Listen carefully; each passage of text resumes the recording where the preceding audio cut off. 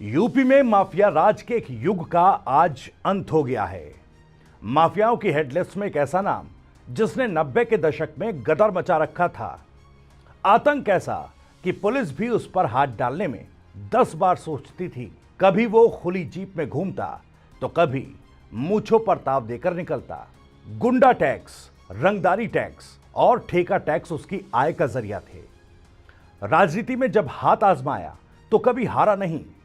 बड़े बड़े राजनेता उसके दर पर नतमस्तक हो जाते थे। आखिर होते भी क्यों ना, क्योंकि पूर्वांचल में वो जीत की गारंटी था। यह नाम है माफिया डॉन मुख्तार अंसारी का, जिसकी बांदा मेडिकल कॉलेज में मौत हो गई। बात अगर माफिया डॉन मुख्तार अंसारी की क्राइम कुंडली की करें तो देश भर के 8 राज्यों दिल्ली, पंजाब और उत्तर प्रदेश में मुख्तार अंसारी पर कुल 65 मामले दर्ज हैं।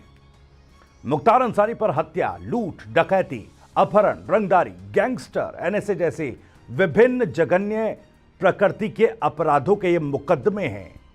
इनमें पंजाब में 1 और दिल्ली में 3 मुकदमे दर्ज हैं।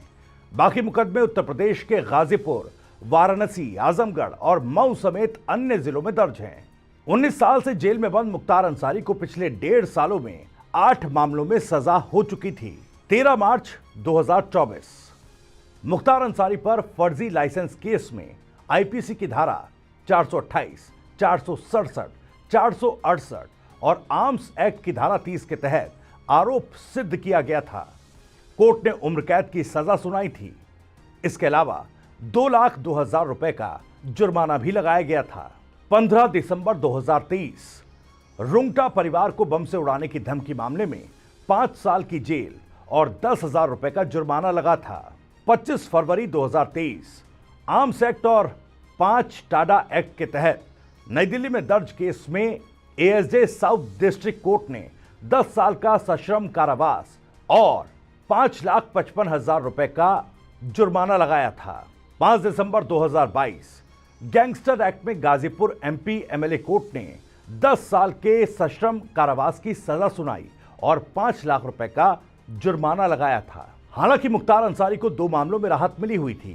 आर्म्स एक्ट और 5 टाडा एक्ट के तहत नई दिल्ली में दर्ज केस में एएसजे साउथ डिस्ट्रिक्ट कोर्ट की ओर से 25 फरवरी 2003 को सुनाई गई सजा के खिलाफ एक अपील की गई थी। सुप्रीम कोर्ट ने 21 अप्रैल 2005 को इस मामले में सुनवाई के बाद मुख्तार अंसारी को बरी कर दिया था।